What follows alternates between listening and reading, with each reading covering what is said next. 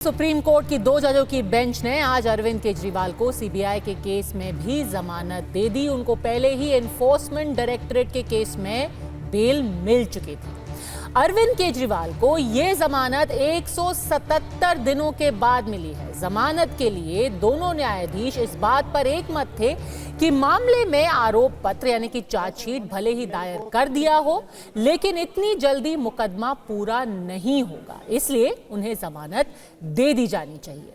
इसके साथ ही अरविंद केजरीवाल के जमानत पर छूटने का रास्ता साफ हो गया। शराब नीति मामले में बेल पर बाहर आने वाले ये सबसे नए नेता हैं, मतलब सबसे नया नाम उनका जुड़ गया है इस फहरिस्त में। अरविंद केजरीवाल अब तक 156 दिन जेल में बिता चुके हैं।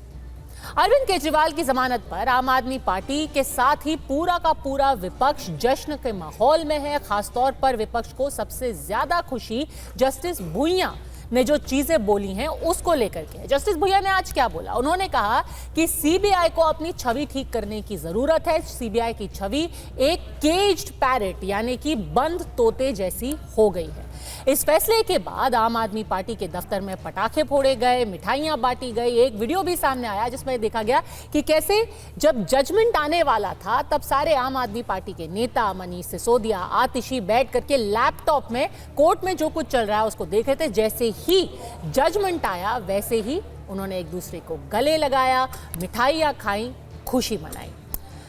तो फिर अब जजमेंट में बोला क्या गया है? पूरे विपक्ष ने जस्टिस भुइयां की टिप्पणियों की सराहना की है, जहां उन्होंने कहा कि सीबीआई पिंजरे में बंद तोता होने की धारणा को दूर करे। पर क्या जजमेंट में यही कहा गया है? आपको बता दें कि अदालत ने सर्वसम्मति से क्या सीबीआई के तरीके की आलोचना की है? इसका जवाब है कि नहीं, ये सच नहीं है। भले ही विपक्ष जस्टिस भुइयां के सीबीआई पर की गई टिप्पणी का हवाला दे रहा हो, लेकिन ऐसे कई और चीजें भी बोली गई हैं जहां दोनों जजेस में मतभेद थे। जैसे कि जस्टिस सूर्यकांत ने माना कि अरविंद केजरीवाल की गिरफ्तारी पूरी तरीके से कानूनी है, इसमें कोई अनियमितता नहीं है, यानी कोई प्रोसीजरल एरर नहीं है। उन्होंने नियमों के अनुसार ही अरविंद केजरीवाल की गिरफ्तारी की है। जस्टिस सूर्यकांत ने यह बात भी कही, वो इस बात से सहमत नहीं थे कि गिरफ्तारी अवैध है या फिर मनमाने तरीके से की गई है। हालांकि दूसरी तरफ जस्टिस भुइयां ने यह कहा कि सीबीआई गिरफ्तारी केवल मनी लॉन्ड्रिंग के मामले में जो अरविंद केजरीवाल को जमानत मिली उसके वजह से ही उन्होंने उसकी टाइमिंग पर उन्होंने सवाल उठाए और पूछा कि 22 महीने से ज्यादा वक्त तक सीबीआई को अरविंद केजरीवाल को गिरफ्तार करने की जरूरत महसूस क्यों नहीं। तो सच बात यह है कि दोनों जजेस में भी कुछ बिंदुओं को लेकर के मतभेद थे। जस्टिस सूर्यकांत ने कहा कि गिरफ्तारी पूरी तरीके से ठीक है। जस्टिस भुइयां ने कहा कि सीबीआई ने जिस तरीके से गिरफ्तारी की है उससे शक पैदा होता है, टाइमिंग को लेकर के सवाल उठाए। अब यह बात भी सही है कि सुप्रीम कोर्ट से आज अगर अरविंद केजरीवाल को बेल मिली है तो इसके राजनीतिक मायने बहुत बड़े हैं। आम आदमी पार्टी को इससे बड़ा बूस्ट मिला है।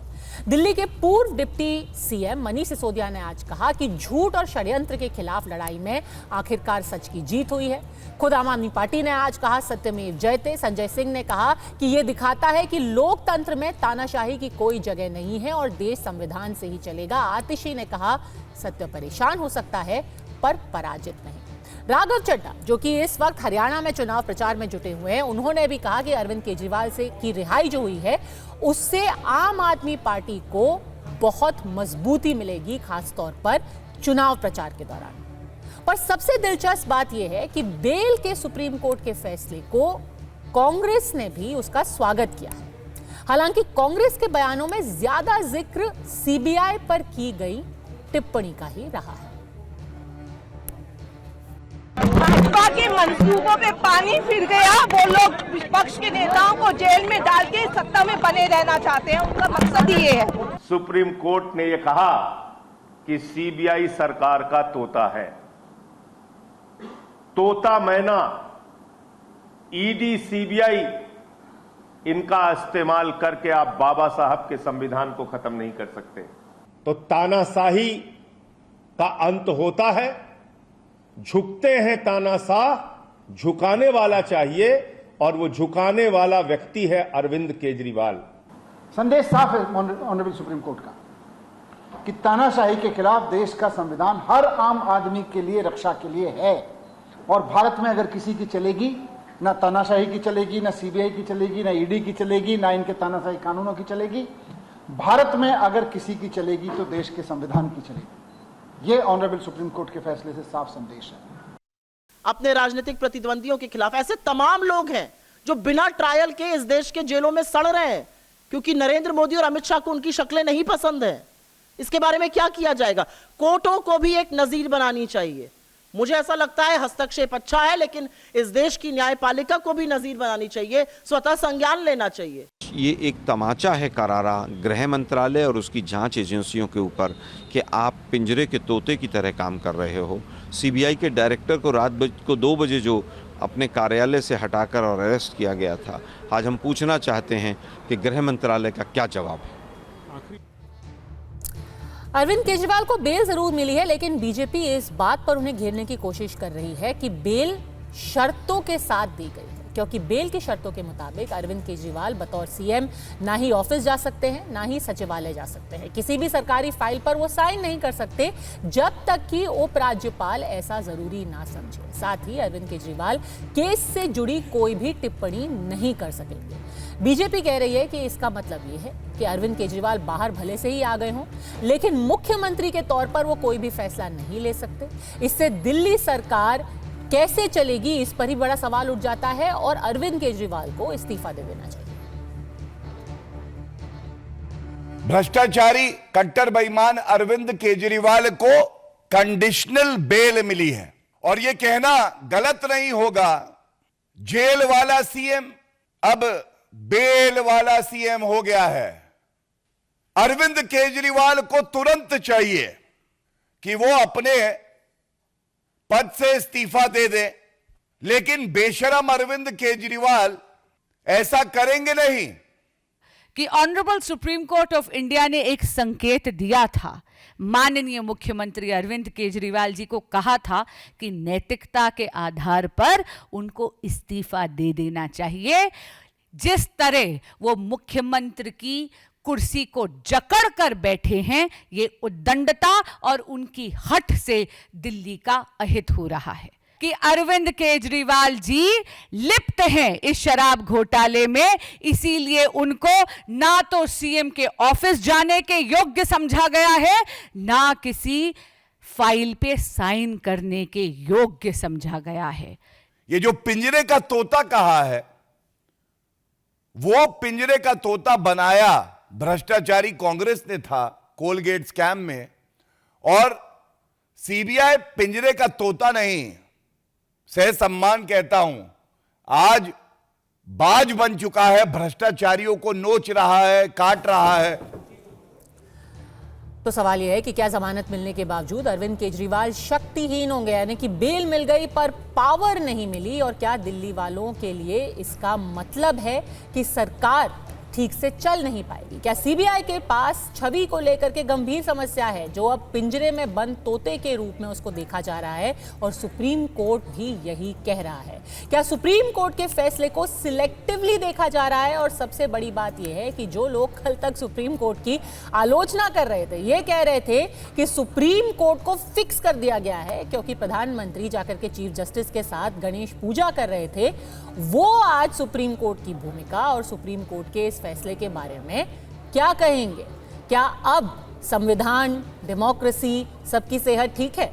हमारे साथ चर्चा में आज जुड़ गए हैं प्रेम शुक्ला, प्रवक्ता हैं भारतीय जनता पार्टी के, आम आदमी पार्टी से ज्ञानेंद्र भारद्वाज, फराज किदवई, समाजवादी पार्टी से मृत्युंजय तिवारी जी आरजेडी से हमारे साथ इस वक्त स्टूडियो में मौजूद हैं, और वरिष्ठ पत्रकार अवधेश जी हमारे साथ स्टूडियो में मौजूद हैं। प्रेम शुक्ला जी, केज्ड पैरट यानी कि पिंजरे का तोता जी, वो शब्द जिसको लेकर के आपने यूपीए 2 को बहुत घेरा था, अब सवाल आपसे पूछा जाएगा, क्या आपने भी केज कर दिया पैरट को? बिल्कुल नहीं किया, क्योंकि दूसरा जो जज है उसी बेंच में वो सीबीआई की अरविंद केजरीवाल को गिरफ्तार करने की प्रक्रिया को कानून सम्मत, न्याय सम्मत करार देते हैं। अब जज आप ही बता रही हैं, आप ही की स्टोरी बता रही है कि दोनों विद्वान न्यायाधीशों में भी इस मामले में मतांतर है, तो ऐसे में उनका मत हो सकता है, उसका सम्मान है। अब जहां तक सवाल है बेल मिलने का, तो अभी 1993 के बम कांड के अभियुक्त अब्दुल करीम टुंडा को भी बेल मिल गई, तो उसका मतलब क्या है? वो तमाचा है वो डॉक्टर उस समय की नरसिम्हा राव सरकार के मुंह पर और कांग्रेस की सरकार के मुंह पर। अभी कन्हैया लाल के हत्यारों को बेल मिल गई, जयपुर हाईकोर्ट ने बेल दे दिया, तो वो क्या सब जो है एकदम से शरीफ निकल गए? मुंबई बमकांड के तमाम अभियुक्तों को बेल मिला, तो उसका क्या मतलब है? भाई श्रीमती सोनिया गांधी को बेल मिला जबकि मजिस्ट्रेट कोर्ट के कहने पर वो मामला दर्ज हुआ था, तो मजिस्ट्रेट के चेहरे पर वो तमाचा है। इसी तरह से जो है कनिमोई को बेल मिला था और जस्टिस जीएस सिंघवी के आदेश पर जो है सुप्रीम कोर्ट के विद्वान न्यायाधीश के आदेश पर वो मामला दर्ज हुआ था, तो क्या कहेंगे? सुप्रीम कोर्ट के विद्वान न्यायाधीश के मुंह पर तमाचा है, ऐसा कोई कह सकता है? तो अजीबो गरीब तरह की जो है राजनीतिक प्रत्यारोप आरोप लगाने की एक विचित्र परंपरा आम आदमी पार्टी और श्रीमान राहुल गांधी के नेतृत्व वाली कांग्रेस ने प्रारंभ की है। इसका कोई अंत नहीं है। ये तो यही है ना श्रीमान अरविंद केजरीवाल, जो नितिन गडकरी को भ्रष्ट कहते थे और माफी कान पकड़ के माफ लिए, जेटली जी से माफी मांग लिए। आज सुप्रीम कोर्ट ने उनको किसी तरह का कोई भी अगर क्लीन चिट दिया होता तो उनको मुख्यमंत्री के रूप में अपने काम करने का अधिकार देता, उनको जो है अपने कार्यालय जाने से रोका नहीं जाता, ठीक है, उनको उन तमाम फाइलों पर सिग्नेचर करने का अधिकार मिलता। क्यों नहीं मिला? अगर वो निर्दोष व्यक्ति हैं और सुप्रीम कोर्ट क्या इतनी शक्ति नहीं रखता है? तो क्लीन चिट और केस पैरेट दोनों पे आप कह रहे हैं कि अजीबोगरीब राजनीति हुई है, जो है स्वाभाविक तौर पर स्वायत्त संस्था है। ठीक है, इसको आप कोई बड़ी बात नहीं मानते। ज्ञानेंद्र भारद्वाज जी, जो दोनों जजेस ने टिप्पणी की है उसको लेकर के अब सवाल पूछा जा रहा है कि क्या उसको सिलेक्टिवली इंटरप्रेट किया जा रहा है, क्योंकि ये भी देखना जरूरी है। जस्टिस भुइयां को सब लोग कोट कर रहे हैं, सब लोग उनकी ये केज पैरेट वाली बात कह रहे हैं, पर जस्टिस सूर्यकांत ने आज क्या बोला? जस्टिस सूर्यकांत ने साफ तौर पर बोला कि पहले से गिरफ्तार शख्स को हिरासत में लेना गलत नहीं है, जो सीबीआई ने किया उसमें कोई प्रॉब्लम नहीं थी। जस्टिस भुइयां ने कहा सीबीआई ने 22 महीने तक गिरफ्तार क्यों नहीं किया। फिर जस्टिस सूर्यकांत ने बताया कि गिरफ्तारी में धारा 41A का कोई उल्लंघन नहीं है, यानी कि ये आर्बिट्रेरी नहीं है, इसमें कोई तकलीफ नहीं है, न्याय सम्मत तरीके से उनको गिरफ्तार किया गया है। जस्टिस भुइयां ने कहा ईडी केस में बेल मिलने के बाद ही सीबीआई अचानक एक्टिव हो गई, 22 महीने तक उनको कोई सुध नहीं थी अरविंद केजरीवाल की। फिर जस्टिस सूर्यकांत ने कहा कि ईडी केस वाली शर्तें इस केस में भी लागू रहेंगी। तो सिलेक्टिवली क्यों देखा जा रहा है जजमेंट को, जहां पर एक जज साफ तौर पर कह रहे हैं बिल्कुल सही किया सीबीआई ने, बेल हम इसलिए दे रहे हैं क्योंकि देखिए चार्जशीट हो गई है और ट्रायल बहुत लंबा चलेगा, बट ना क्लीन चिट दी है, सीबीआई को कोई बुरा भला नहीं कहा है और कहा है अभी उन पर केस चलता रहेगा। भारद्वाज जी, देखिए आज होनरेबल सुप्रीम कोर्ट ने एक बार फिर जैसे ये तय कर दिया कि देश में संविधान से देश चलेगा, देश किसी गुंडागर्दी और तानाशाही से नहीं चलेगा। आज जिस तरीके से होनरेबल सुप्रीम कोर्ट ने अरविंद केजरीवाल जी को बेल देते हुए ये कहा कि सीबीआई जो है आज पिंजरे में बंद तोता मैना की तरह काम कर रही है, ये सीबीआई के ऊपर और सरकार के मुंह पे कड़ा तमाचा है। आज देश के करोड़ों लोगों के आशीर्वाद से, भगवान श्री राम के आशीर्वाद से, देश के करोड़ों लोगों की दुआओं से, बजरंग बली जी के हनुमान जी के आशीर्वाद से और देश के संविधान ने जो कवच दिया है उसकी वजह से आज अरविंद केजरीवाल जी जेल से बाहर आए हैं। और ऑनरेबल कोर्ट ने कहा कि सुप्रीम पर ऑनरेबल कोर्ट ने यह भी कहा कि सीबीआई का एक्शन बिल्कुल सही था केस में बेल मिलने के बाद। पर सर उसी कोर्ट ने यह भी कहा कि सीबीआई ने जो कहा वो सही था। मैं वही कह रहा हूं। आप मुझे टाइम दीजिए, आपने प्रेम शुक्ला जी को टाइम दिया, मैं भी अपनी बात कह रहा हूं। देखिए आज ऑनरेबल कोर्ट ने बाकायदा ये साफ साफ कहा कि सीबीआई की इंटेंशन गलत थी। एक जज ने बोला अरविंद केजरीवाल जी को गैर कानूनी तरीके से गिरफ्तार किया था।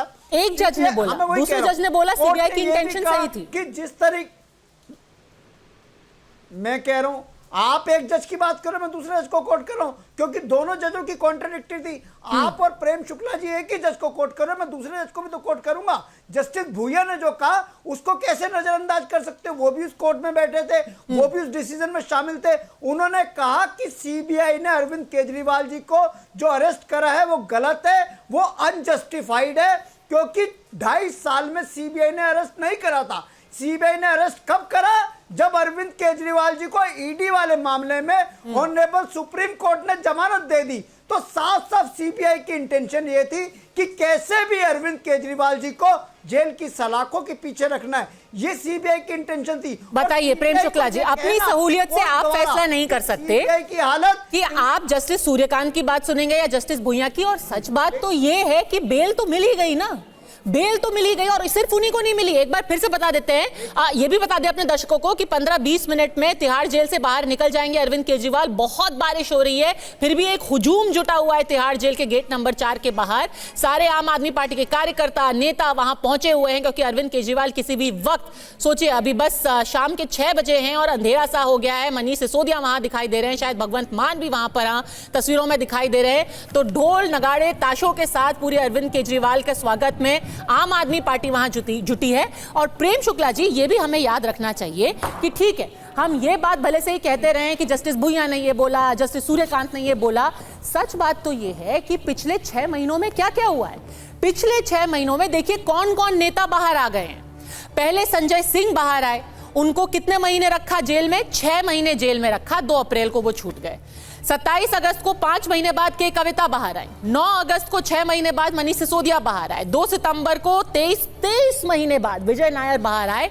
और 156 दिन के बाद अरविंद केजरीवाल अब बाहर आने वाले हैं 15 से 20 मिनट में। तो ठीक है, आप ये कहिए कि सीबीआई पर दोनों जजों ने प्रश्न चिन्ह नहीं लगाया है, बट एक एक करके जेल के ताले तो टूट ही रहे हैं ना, और एक एक करके सब छूट भी रहे हैं। जी पद्मजा जी, देखिए जेल में भेजने का काम निर्णय कौन लेता है? ये कोर्ट लेता है। गिरफ्तार करके हिरासत में लेने का अधिकार ईडी का है, सीबीआई का है, पुलिस का है। लेकिन जेल भेजने का अधिकार किसका है? मजिस्ट्रेट का है, जज का है। तो इनको जेल भेजा किसने था? जज ने जेल भेजा था। उनको बेल किसने दिया? जज ने दिया। और ये तय है कि सूर्य कुमार जी, जस्टिस भुइयां और जस्टिस सूर्य कुमार जी दोनों ने जो बेल के कंडीशंस हैं, उसमें तो कोई डिफरेंस नहीं है दोनों के मन में। उनको मुख्यमंत्री कार्यालय नहीं जाना है, इसमें जस्टिस भुइयां ने कोई आपत्ति दर्ज की क्या? वो किसी प्रकार के गवाह से बात नहीं करेंगे, इस पे कोई आपत्ति की क्या? वो किसी भी प्रकार से इस मामले पे टिप्पणी नहीं करेंगे, इस पर कोई आपत्ति की क्या? उन्होंने इस मामले में बिल्कुल निर्दोष है, ऐसा जस्टिस भुइयां का कोई शब्द है क्या?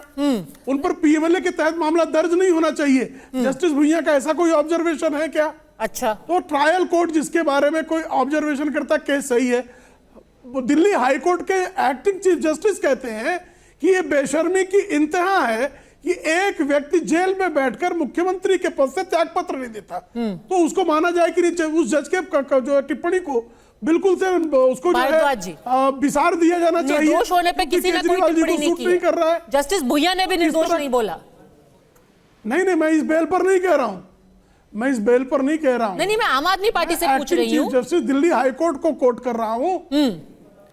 जी भारद्वाज जी, जी किसी ने निर्दोष नहीं बोला है अरविंद केजरीवाल को।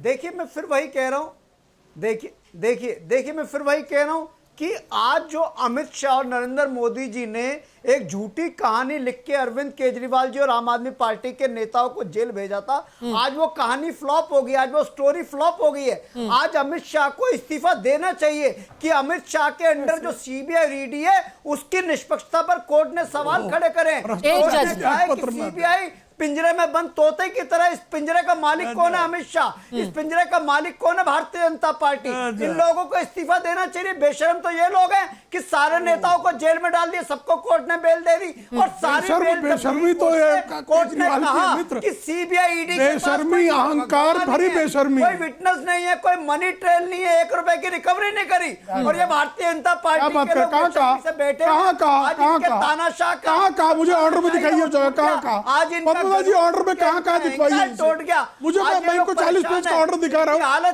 कहाँ इसमें सियानी बिल्ली और खंबा ऑर्डर दिखा रहा हूँ, कहाँ निकाल के दिखाइए मुझे। खंबा नोचे वाली हालत कहाँ है मुझे बताइए ना, कहाँ है? नींद नहीं आएगी मोदी जी को, कहाँ मुझे दिखाइए ना, मैं तो आपको चुनौती दे रहा हूँ। आप इस टीवी पर टीवी राइट पे झूठ बोल कर जा रहे हैं। नहीं आएगी। सुप्रीम कोर्ट का ऑर्डर में कहाँ गया है? मुझे दिखा के जाइए। अरविंद केजरीवाल आपको दिखा के जाइएगा, या तो झूठ बोल रहे हैं आप सुप्रीम कोर्ट को। केजरीवाल जेल से टीवी राइट का मिसयूज कर रहा है प्लेटफॉर्म का।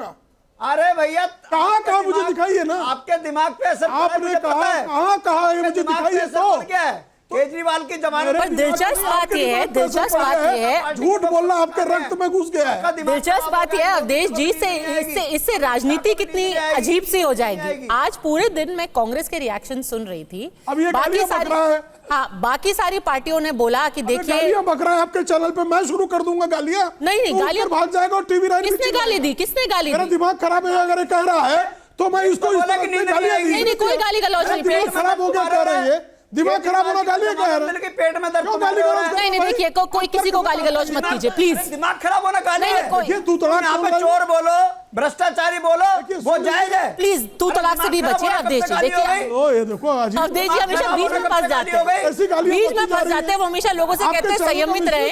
देखिए और चुपचाप यहाँ स्टूडियो में दोनों मृत्युंजय जी और अवधेश जी बैठे हुए हैं। प्लीज प्लीज अवधेश जी, कितनी अजीब सी राजनीति। कांग्रेस आज पूरे दिन क्या बोलती रही? उन्होंने एक बार भी, प्लीज उन्होंने एक बार भी, शांत हो जाओ यार। हाँ, उन्होंने एक बार भी ये नहीं कहा कि अरविंद केजरीवाल निर्दोष है। उन्होंने क्या कहा? सीबीआई के ऊपर प्रश्न चिन्ह है, सीबीआई को जवाब देना चाहिए। क्योंकि सबसे जरूरी बात क्या है कि ये पूरे मुद्दे में पहली कंप्लेंट कराई किसने थी? कांग्रेस के दिल्ली अध्यक्ष ने कराई थी। सोमनाथ भारती ने एक हफ्ते पहले ट्वीट करके क्या बोला कि याद रखिए अरविंद केजरीवाल को फंसाने में अगर किसी की भूमिका रही है तो कांग्रेस पार्टी की है। कांग्रेस पार्टी को हमें कतई समर्थन हरियाणा में नहीं देना चाहिए।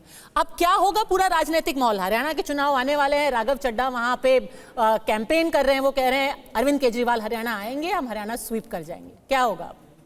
अब देखिए ऐसा है कि भूपेंद्र सिंह हुड्डा ने तो कह दिया है अपना, उनका एक भाषण जो है जगह जगह चल रहा है कि भैया ये वोट कटवा आ गया है हरियाणा में। हाँ, बीजेपी के कहने से ये टिकट और उम्मीदवार बना रहा है। पिछली बार तुम लोगों ने गलती की, एक वोट कटवा को 10 सीट दे दिया और बीजेपी की सरकार बन गई, और जैसे ही वो 10 हटा बीजेपी की सरकार गिर गई और बिना बहुमत के चली है। तो जरा बच के वोट देना। तो केजरीवाल जी के आने से वहाँ एक रोचकता बढ़ेगी। वो किस भाषा का प्रयोग करते हैं, चूंकि भूपेंद्र सिंह हुड्डा के बारे में आपको भी ध्यान है किस ढंग से लैंड डील को लेकर के उनके पास पूरी एक पैकेट होती थी। उसमें रॉबर्ट वाड्रा को लैंड डील से लेकर के और अंसल कंपनी, उन्होंने तो नाम पढ़ा था, पूरा जो लिस्ट पड़ी थी उसमें तो हरियाणा के आता है कि जेल में डालो। ये हो सकता है चूंकि हरियाणा की प्रदेश इकाई राहुल गांधी जी के चाहत के विपरीत इनको समझा के कि अगर उस 7 सीट हमने दिया तो उस 60 सीट पर निर्दलीय खड़े हो जाएंगे और वो हमारे को हरा दे सकते हैं। तो इसलिए अच्छा, आप ये तो नहीं कह रहे हैं कि कोई एक नई कंस्पिरेसी थियरी होगी कि उनको जानबूझ के अभी बेल दी गई है क्योंकि उनका गृह राज्य भी है अरविंद केजरीवाल का हरियाणा। चल रहा है वो तो भूपेंद्र सिंह हुड्डा ने कहा है ना कि ये बीजेपी के कहने से टिकट बांट रहे हैं, तो कंस्पिरेसी थ्योरी चल रही। लेकिन मुझे 2 बात और कहनी है।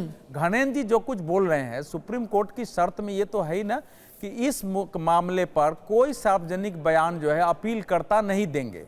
घनेन्द्र जी जैसे बोल रहे हैं जो पंक्ति, अगर सीबीआई का वकील इन्हीं की बात को लेकर कल चला जाए सुप्रीम कोर्ट में कि आपकी टिप्पणी पर ऐसे हो रहा है, तो कल तो सुप्रीम कोर्ट ऑर्डर करेगा कि भाई आपकी प्रवक्ता भी ना बोले। और एक लाइन और सुनिए, नहीं वो अरविंद केजरीवाल टिप्पणी नहीं कर सकते। नहीं, लेकिन अगर ये विषय जो कोर्ट के बारे में ये बोल रहे हैं, कोर्ट ने तो कहा नहीं है। कोर्ट ने केस के मेरिट पर तो कोई टिप्पणी की ही नहीं है।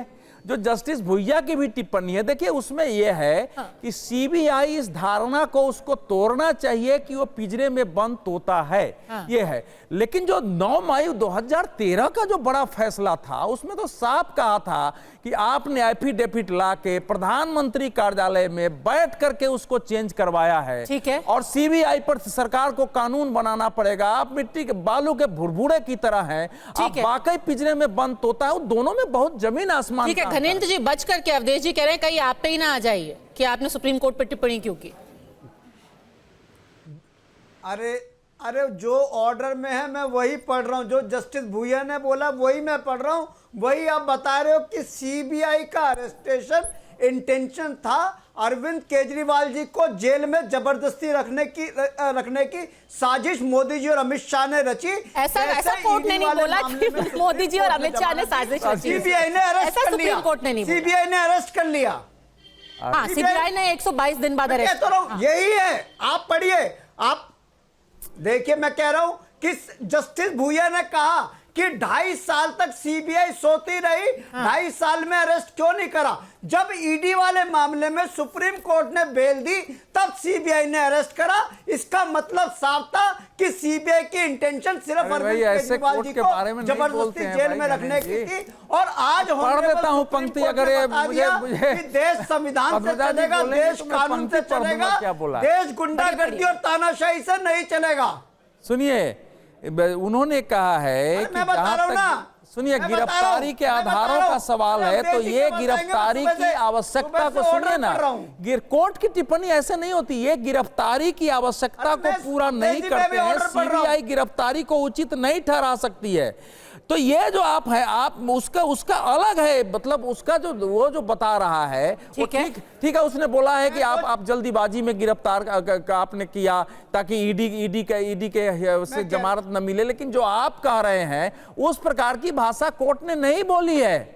कोर्ट ऐसा बोल भी नहीं सकती है। कोर्ट ने खास तौर पर जो पेज 17 में पेज 17 में जो है, मैं एक पढ़ करके जल्दी से वही भी बताना चाहती हूँ, क्योंकि पूरे दिन में जस्टिस भुइयां की बातों की बहुत व्याख्या हुई, विश्लेषण हुआ। जस्टिस सूर्यकांत ने साफ तौर पर कहा है, मृत्युंजय जी, उन्होंने कहा है our current analysis is limited to verifying whether CBI followed the correct procedure including recording of sufficient reasons. क्या सीबीआई ने गिरफ्तारी के प्रमाण दिए, क्या उन्होंने वजह दी कि क्यों हम अरविंद केजरीवाल को हिरासत में ले रहे हैं?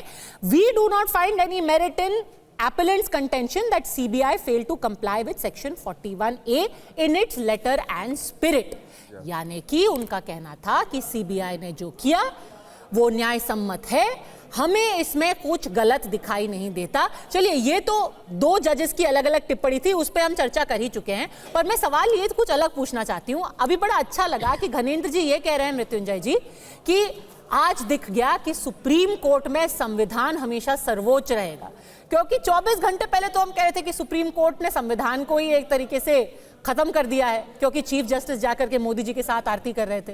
तो अब सबको खुश होना चाहिए कि सुप्रीम कोर्ट संविधान को अपहोल्ड कर रहा है ना मृत्युंजय जी? देखिए, ऐसा है कि माननीय सर्वोच्च न्यायालय का जो ये फैसला आया है, इससे एक बात तो स्पष्ट है कि न्याय के मंदिर में देर है अंधेर नहीं है, और न्याय मिलता है।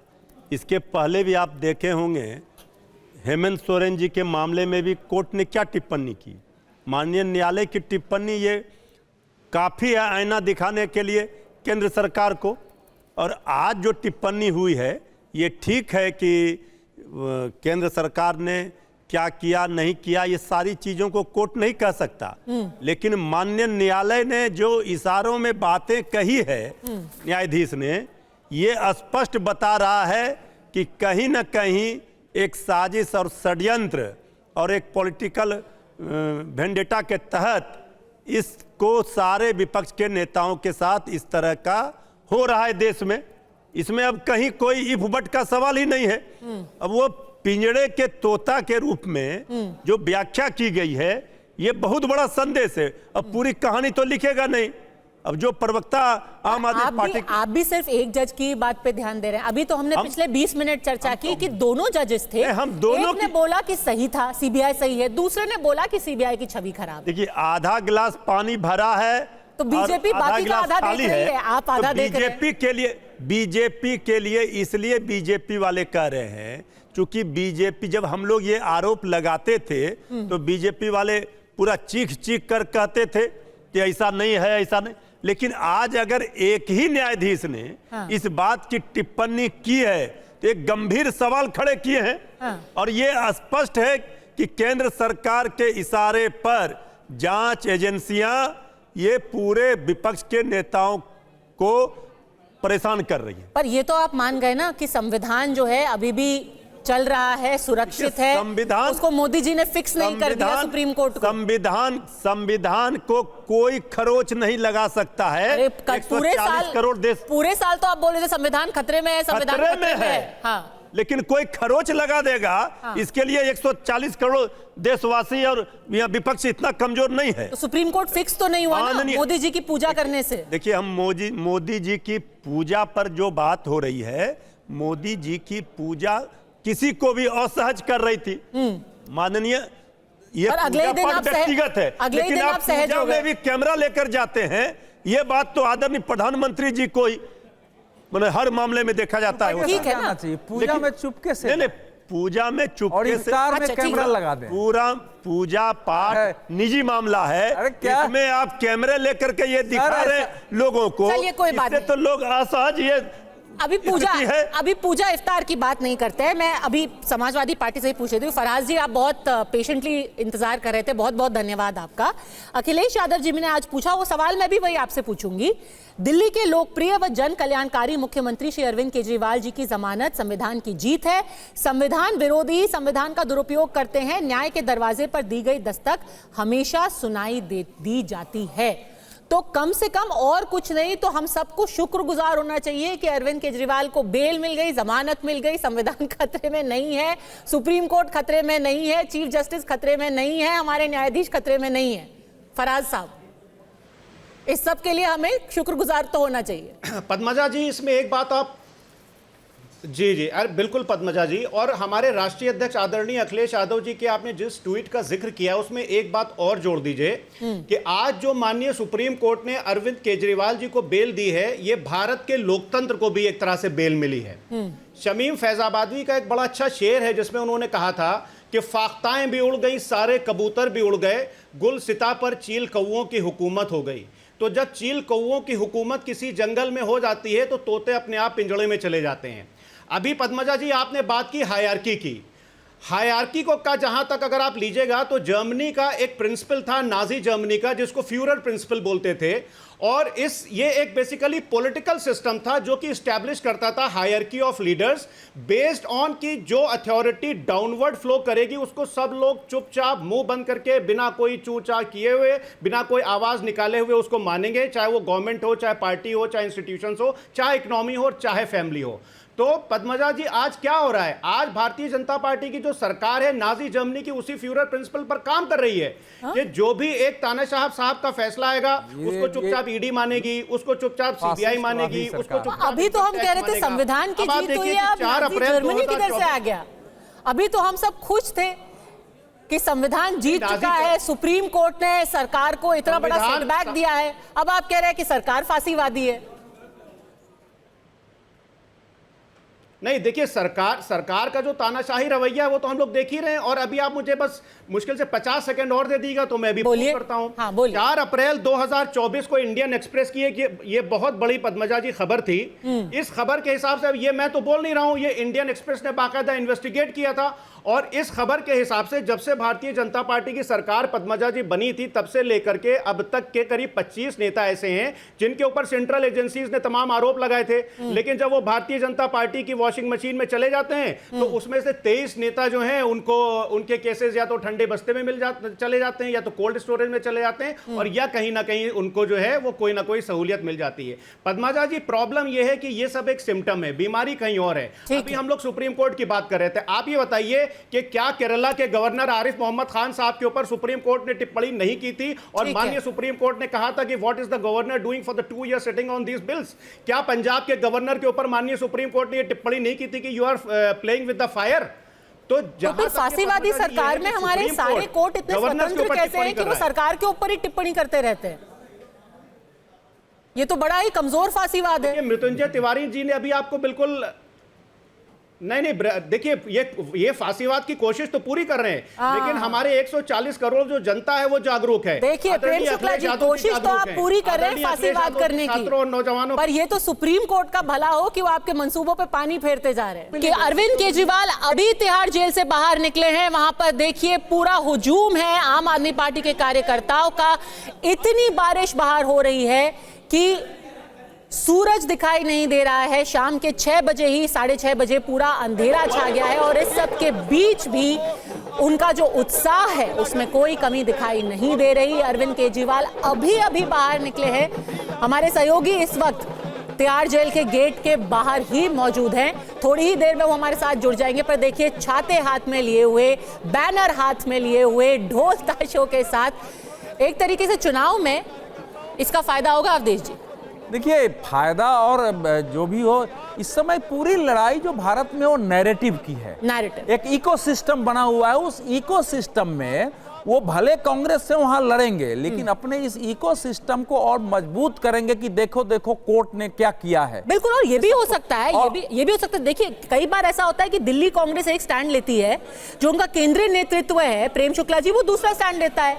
क्या पता कल को अरविंद केजरीवाल बाहर निकले राहुल गांधी के साथ एक स्टेज पे आकर के वो कहें, देखिए ये फांसीवादी सरकार के मुंह पे एक तमाचा है, पिंजरे का तोता है सीबीआई। एक नैरेटिव की लड़ाई है ना, और चुनाव आने वाले हैं। नैरेटिव तो यही होगा कि सरकार ने कोशिश की कि एक और मुख्यमंत्री को जेल में डाल दे, सुप्रीम कोर्ट ने छुड़ा दिया।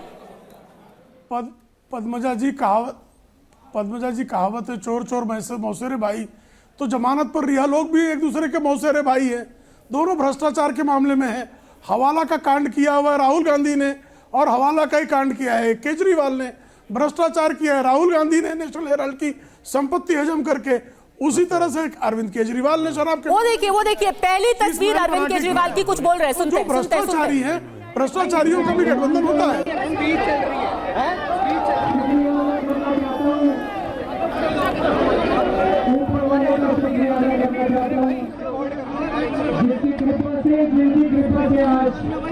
भाई साहब, मैं आप लोगों के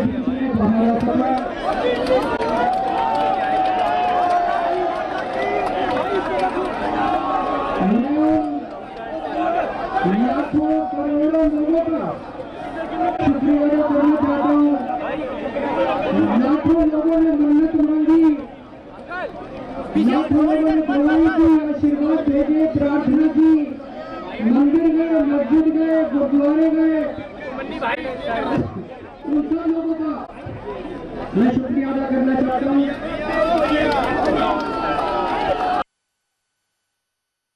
अरविंद केजरीवाल पहले अपनी वहां पर भाषण दे रहे थे। अभिजीत इस वक्त हमारे साथ फोन लाइन पर मौजूद है। यहां से सीधे चांदगी राम अखाड़े का रुख करेंगे। अरविंद केजरीवाल अभी क्या कह रहे हैं, अभिजीत?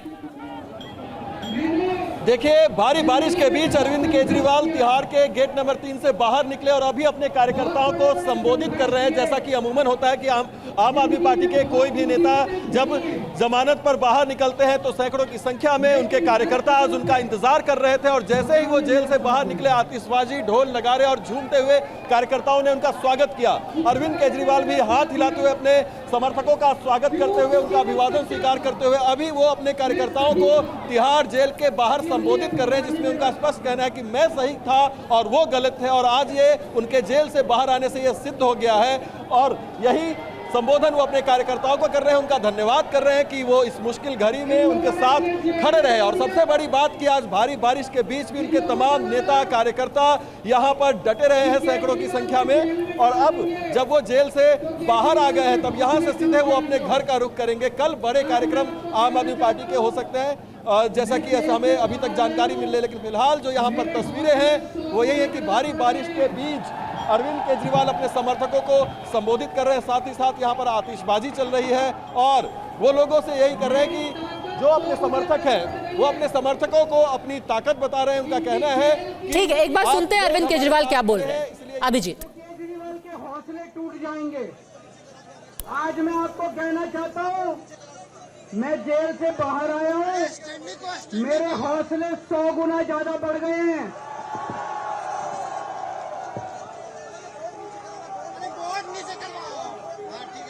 मेरी ताकत 100 गुना ज्यादा बढ़ गई है। इनकी जेल की मोटी मोटी दीवारें, इनकी जेल की सलाखें केजरीवाल के हौसले को कमजोर नहीं कर सकती। मैं भगवान से प्रार्थना करता हूं, जैसे आज तक ऊपर वाले ने मेरे को रास्ता दिखाया, ऊपर वाले ने मेरे को ताकत दी, ऐसे ही भगवान मुझे रास्ता दिखाता रहे, मैं देश की सेवा करता रहूं। और ये जितनी राष्ट्र विरोधी ताकतें हैं जो देश के विकास को रोक रही हैं, जो देश को बांटने का काम कर रही हैं, जो देश को अंदर से कमजोर करने का काम कर रही हैं, जिंदगी भर में इनके खिलाफ लड़ा हूं, आगे भी ऐसे ही लड़ता रहूंगा। भारत माता की, भारत माता की। देखिए प्रेम शुक्ला जी, उनका हौसला, उनका विश्वास और उनका दमखम 100 गुना ज्यादा हो गया है। अरविंद केजरीवाल कह रहे हैं आपकी तो नाक में दम करके रखेंगे अभी अगले कुछ महीने। ये बेशर्मी की पराकाष्ठा है और भ्रष्टाचार का उदात्तीकरण है।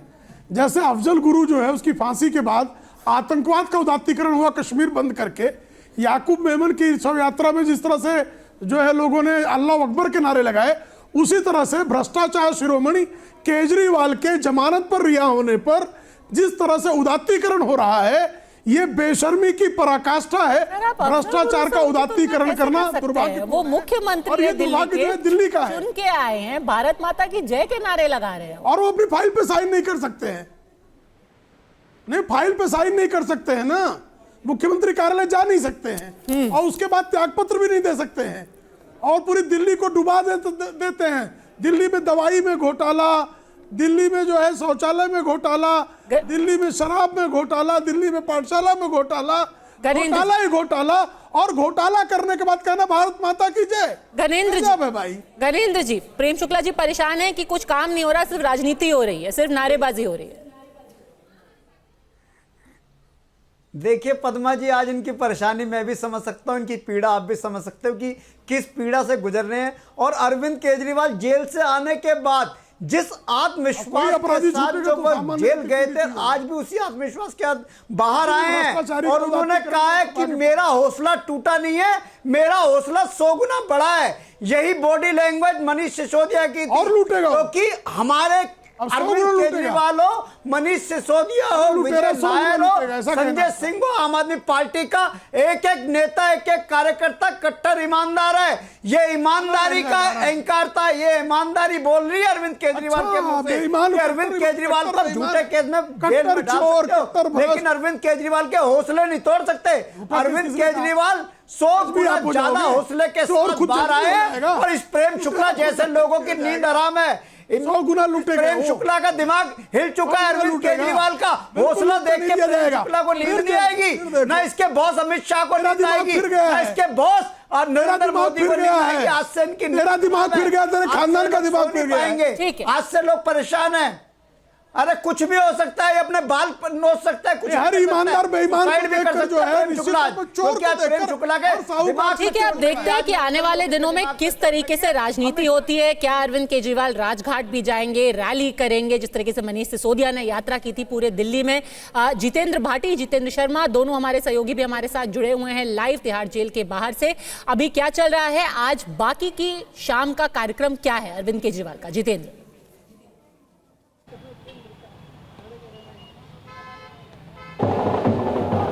देखिए, आपको बता दूं, आज अरविंद केजरीवाल अपने घर आएंगे सीधा। हालांकि यहाँ से उनके जो घर है वहाँ से 500-700 मीटर आगे चंदीराम अखाड़ा है, वहाँ से एक छोटा सा रोड शो रखा गया है जहाँ पर कार्यकर्ता उनका स्वागत करते हुए उनके घर तक आएंगे। इसके अलावा आज का कोई कार्यक्रम नहीं है। लेकिन कल तक जो हमारे सूत्रों के हिसाब से जानकारी है वो ये है कि अरविंद केजरीवाल कनॉट प्लेस के हनुमान मंदिर जाएंगे, राजघाट जाएंगे। अभी तक ये चीज़ें हर एक के प्रोग्राम में तब्दीली हो सकती है, लेकिन आज अगर मैं बात करूँ तो अरविंद केजरीवाल जेल से छूट के सीधा अपने घर आएंगे। तमाम जो बड़े नेता हैं वो उनको लेकर के आएंगे। इस बीच रोड शो भी होगा और सिविल लाइंस में जो उनका घर है वहां पर अरविंद केजरीवाल इन नेताओं से, कार्यकर्ताओं से मिलेंगे।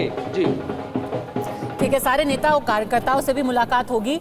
मृत्युंजय तिवारी जी, अब आगे का रास्ता विपक्ष के लिए एकजुट होकर के जितने भी ये नेता हैं उनके थ्रू ये मैसेज देना मुमकिन हो पाएगा कि एक तरफ है मोदी सरकार, एक तरफ है उनकी एजेंसियां और सारा विपक्ष एकजुट है, क्योंकि विपक्ष में भी कई मतभेद रहते हैं। देखिए, इस बार विपक्ष मजबूत है और वो जो 14 से लेकर 24 तक इस लोकसभा चुनाव के पहले तक की स्थिति थी, अब केंद्र सरकार की वो स्थिति नहीं है। अभी आप देखेंगे 2-3 महीने में ही हर मामले में सरकार को बैकफुट पर आना पड़ा और विपक्ष इंडिया गठबंधन जिस तरह मजबूती के साथ सरकार को घेरने का काम कर रही है, सरकार एक्सपोज हो रही है हर मामले में। पर मैं छोटी सी बात ये भी कहना चाहती हूँ कि जब अरविंद जी को बेल मिली थी लोकसभा चुनाव के पहले, तो भी लोग कह रहे थे कि एकदम बीजेपी खत्म हो जाएगी। दिल्ली में वो एक भी सीट फिर भी नहीं जीत पाए थे, जबकि बेल में बाहर आए थे। उन्होंने यहाँ पर कैंपेन भी किया था। अरविंद केजरीवाल ने क्या बोला, एक बार फिर से सुन लेते हैं। अब उसकी आवाज़, उनकी आवाज़ क्लियर सुनाई दे रही है। एक बार फिर से सुन लेते हैं अरविंद केजरीवाल ने जेल से निकलते ही क्या बोला। इन लोगों को लगा कि केजरीवाल को जेल में डाल देंगे तो केजरीवाल के हौसले टूट जाएंगे। आज मैं आपको कहना चाहता हूं, मैं जेल से बाहर आया हूं, मेरे हौसले 100 गुना ज्यादा बढ़ गए हैं।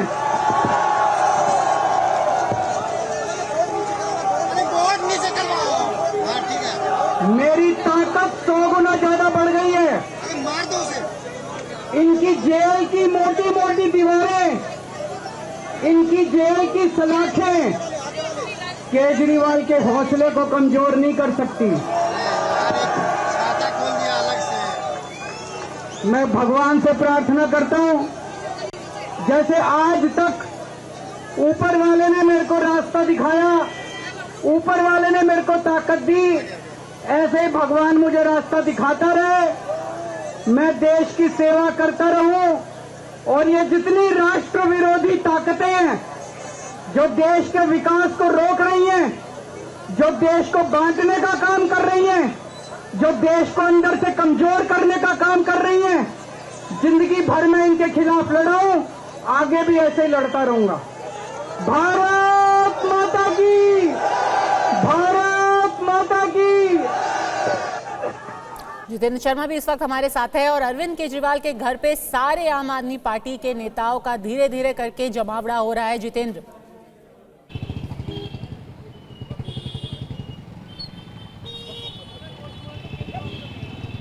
जी बिल्कुल, देखिए आम आदमी पार्टी के तमाम कार्यकर्ता, तमाम लीडर सबसे पहले अरविंद केजरीवाल को रिसीव करने के लिए तिहाड़ के गेट नंबर 3 पर पहुंचे।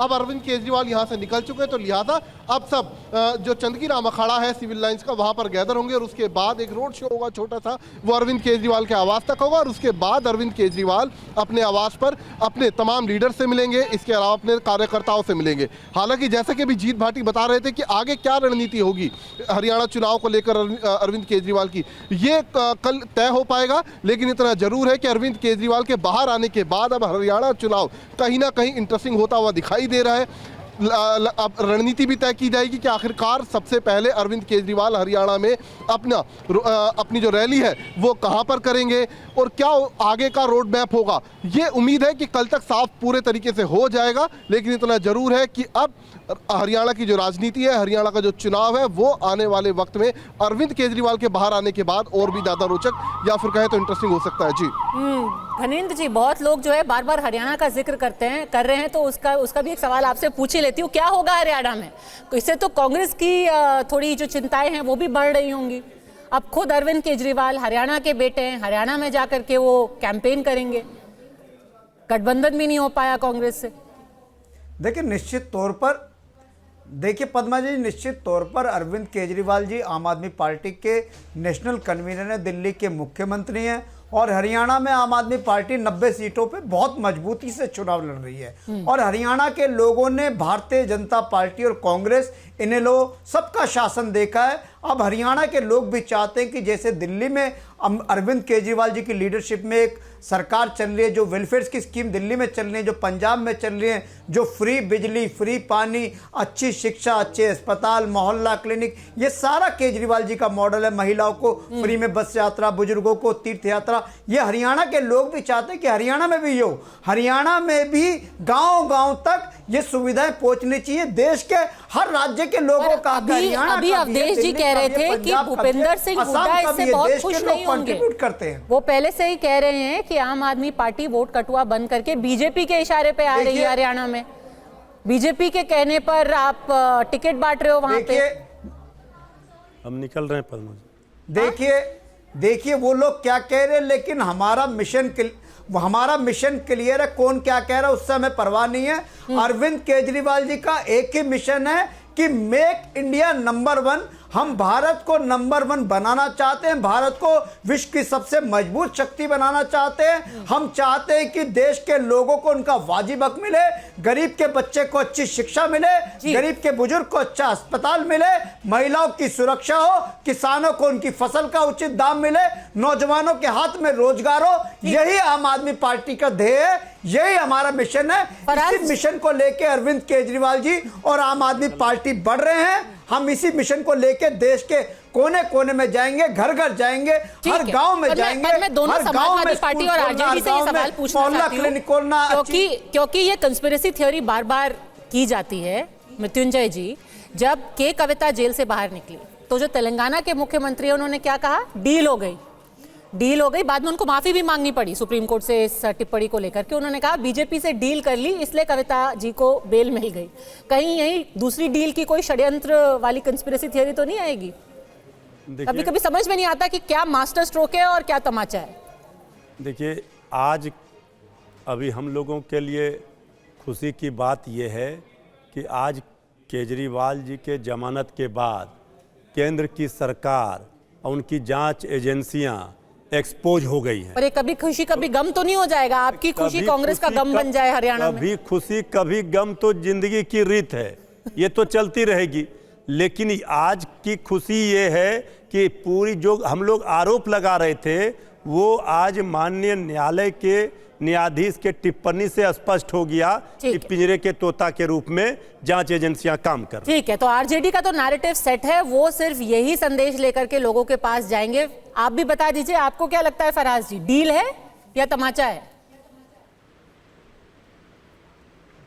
देखिए पद्मजा जी, जहां तक मैं अरविंद केजरीवाल जी को समझा हूं और उनकी हम जो राजनीति है वो देख रहे हैं पिछले 10 सालों से, तो उसमें बस मैं एक ही बात कहूंगा एक शेर के जरिए अरविंद केजरीवाल जी के लिए कि वो चाहते थे कि सर झुकाकर हुक्म की तामील की जाए। अरविंद केजरीवाल ने सर उठाकर रवायात तोड़ दी। तो अरविंद केजरीवाल जी जिस तरह से लड़ रहे हैं, जिस तरह से आपने देखा होगा कि मनीष सिसोदिया जी या संजय सिंह जी या जैन साहब, जिस तरह से इन लोग को परेशान किया गया, लेकिन फिर भी अरविंद केजरीवाल और आम आदमी पार्टी लड़ते रहे भारतीय जनता पार्टी की जालिम सरकार से। तो आप ये मान करके चलिए कि अरविंद केजरीवाल जी एक बहुत बड़े और एक स्ट्रांग नेता के रूप में उभर रहे हैं और जल्दी ही वो जो है वो आई थिंक कुछ ना कुछ। ठीक है, चलते चलते प्रेम शुक्ला जी आप भी बता दीजिए, इतने सवाल पूछे ही जा रहे हैं, डील तो नहीं कर ली? जानबूझ के कांग्रेस को कमजोर करने के लिए तो नहीं बेल दिलवा दी? नहीं, भारतीय जनता पार्टी ईमानदारी से जनता की सेवा में विश्वास रखती है। ठीक, अब बकरी चोरों की पार्टी कुछ भी कर सकती है। ये जो शराबियों से पैसे वसूलने वाले कुछ भी बकवास कर सकते हैं, बलात्कारवादी पार्टी कुछ भी बकवास कर सकती है। ठीक है, तो करने का चारा चोरों की पार्टी से इसी तरह के वो बातें करेंगे जो कर रहे हैं। ठीक है, चलिए आज जश्न का माहौल है आम आदमी पार्टी के खेमे में, सब वहां पर पटाखे छोड़ रहे हैं, मिठाइयां बांट रहे हैं। घनेंद्र जी जाते जाते बस एक छोटी सी आपसे इल्तिजा है, सर्दियां आने वाली हैं, दिवाली पर फायर क्रैकर बैन लग जाता है दिल्ली में, पटाखे ज्यादा मत फोड़िएगा।